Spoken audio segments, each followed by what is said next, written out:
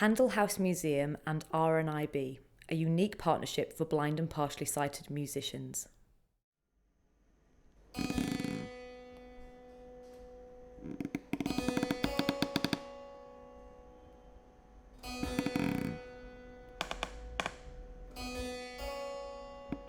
My name's Claire Parker and I'm the Learning and Events Officer at the Handel House Museum.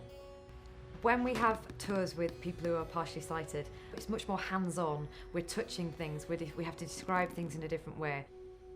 So we'll touch the fabrics, we'll feel the wooden panelling, we'll compare the textures, we'll open and close the shutters at the windows. It makes you be more aware of the surroundings. Tune into the squeaks of the floorboards, which are all over the place. I mean, it's not a quiet house.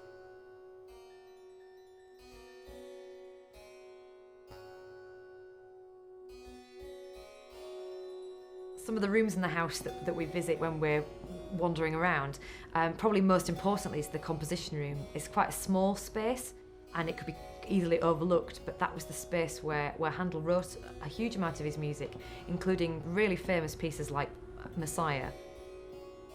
Like many composers at the time, Handel wrote loads more in the summer than he did in the winter because there was just so much more light during the day.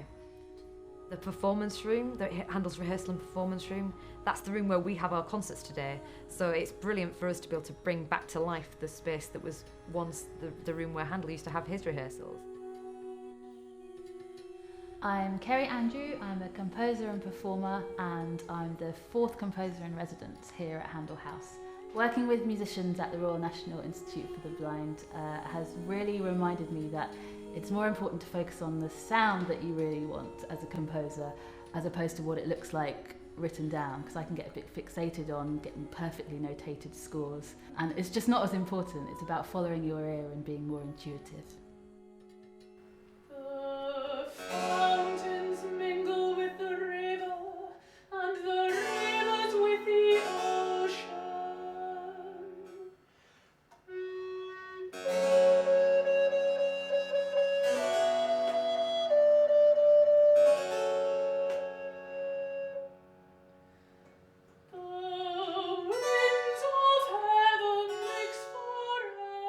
My name is Kevin Isabel and I am in my 4th year of an undergraduate degree studying composition at Birmingham Conservatoire.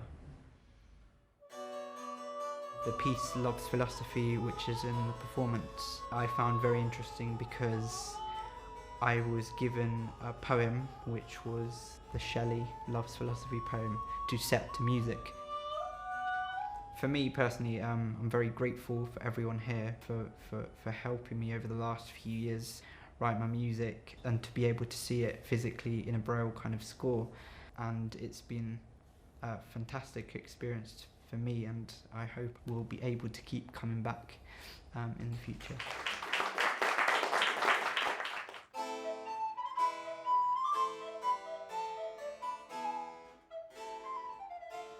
My name's James Risdon and I am the music officer at the Royal National Institute of Blind People. I work in our music advisory service where we support the music making of blind and partially sighted people. Handel started to lose his sight around 7 or 8 years before he died. He was a very prolific composer all the way through his life, and a large inspiration for him was being able to read the works of other composers and indeed refer back to his previous works.